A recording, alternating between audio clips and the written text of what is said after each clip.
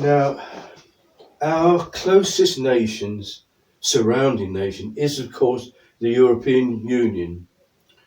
And I have a beautiful story to tell to this beautiful woman called Ursula von der Leyen, who is the CEO of the European Union.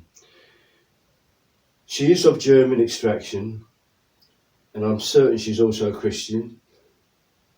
During the 2019 furore regarding Boris Johnson's proroguing of Parliament, I was outside the Supreme Court in the middle of summer when Brexiteers were to the left of me, Remainers to the right of me, cannons to the left and cannons, and they were like cannons. They were just having to go like that. And it was really painful to see the sheer ferocity of the arguments, one having to go at another, and I was stuck in between, and there was people all around me, and I had my bike like this with all my banners, proposing to be a future Josie 77.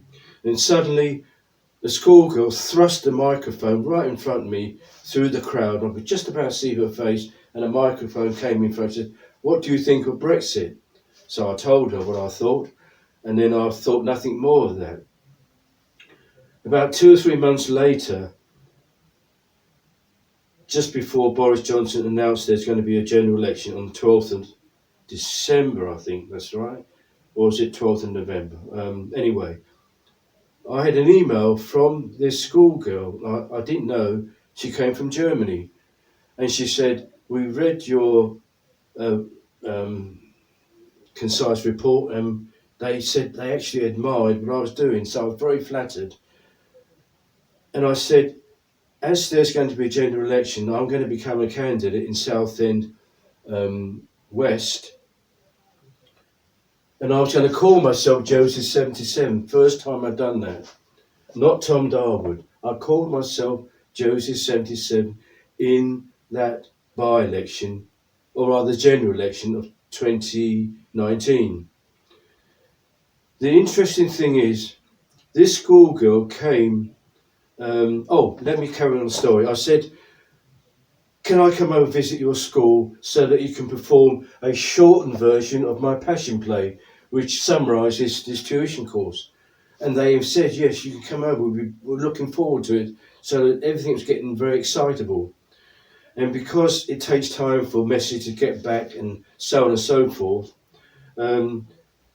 it came near their end of term exam, close to Christmas. So nothing transpired. But the willingness on both sides was to create a visit so I could perform this. It would be a shortened version. Could have been a children's passion play. I have an adult version and a children's version. The wonderful thing is that I made a mark, and that young girl called Frida will be the most important girl in my life in terms of what she did and what that school did to endorse all of my ideas. And it's like this.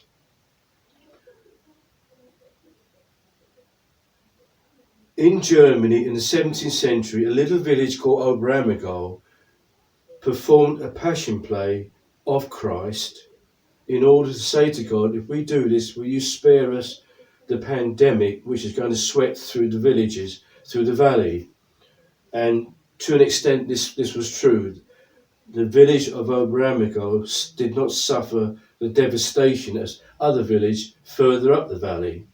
And to this decade, they performed the Oberammergau Passion Play of the life of Christ up to this very decade, since the 17th century. The point about that story is twofold, ladies and gentlemen. I want you to bear this in mind. That story only reflects the face of the draw. Remember, the face of the door is about Christianity and specifically about the life of Christ. My passion play represents the entire colonial era, and that is the difference. The difference that came in to endorse my candidacy in 2020 after the general election, as you all know, is the pandemic. it was universal, to reflect the universal message of the colonial era. And the wonderful thing about this schoolgirl and this school in a place, they came from a place called Halle in Germany, Halle, with the two dots on the top. And I've never heard of it before. It wasn't until sometime later something important dawned on me as well. My passion play ends with the life of Christ. It begins with the story of Adam and Eve. It then paints a picture of the colonial of the British Empire, and then it finishes with the life of Christ and a communion service at the end. But the whole of the service finishes with Handel's Hallelujah chorus. And I didn't know till afterwards that Handel was born in Halle too. So this story is very, very important to me because it did what Harold Macmillan says, events, dear boy, events. I would love to go into more greater detail. Here we have a beautiful woman, but I have an equally, if not, forgive me, Ursula, but I have a more beautiful story because it reflects a child of Germany called Frida, who really took an interest in what I was doing. It really touched me. So I've also, there's a lot more to that story, ladies and gentlemen. I'm only shorthand the story, but it is a marker which endorses everything that I've done since 1st of April 1972. These remarkable events. So I've called this anthem Eurovia Sempiternus, cocky name, flash name, to represent the values that Europe gave to the world are eternal. The art and science of Europe is immeasurable. The Renaissance and the Enlightenment gave to the world understanding which every nation on earth now benefits from those two eras, and it came from Europe. I've just seen the first two verses sung to Beethoven's Ode to Joy. Since the founding of our nations, wrought in spite of Eden's fame, bravely wrestled through the ages, gave to us our fatherland, formed of clay arose a presence, manifesting works of gold. Mighty measures of his mercies, mankind's needs to all unfold. Wide the peoples of this planet dwell in ransom to their fears, days of toil and endless burdens, troubled years have only known. Surely we who own such bounty, given from a love divine, rend this veil, impose this parting, light to reign over darkened years.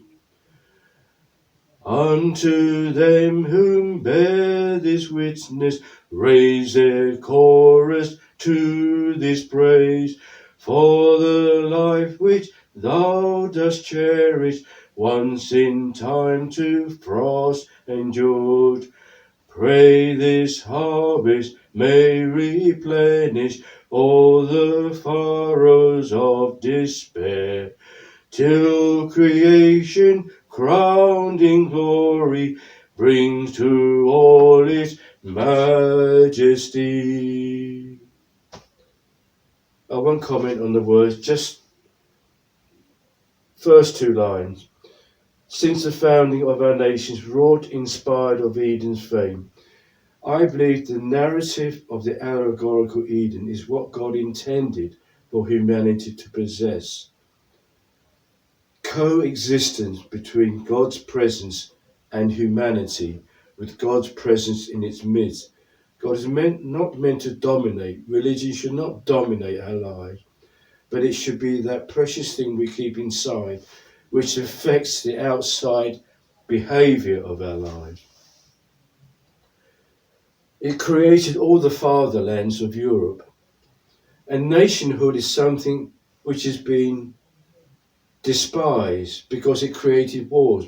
That is the conflation between the acquisition of power which created nations and the abuse of power which destroyed nations. And we know who was mainly responsible for that. Formed of clay arose a presence, manifesting works of gold. We come through the evolutionary system through clay when we progressed to where we are now, Homo sapiens. We shouldn't be afraid of that or ashamed of that. It shows the magnificence of what God has created. He didn't snap his fingers and said, let's create man in our image. It developed, it progressed through history. Manifesting works of God simply means art and science, which came through a person called clay, and he turned it into a human being, and that human being was touched by divine grace through virtue signaling to cancel our Stonehenge culture. So that ends my seventh or eighth lesson. Thank you.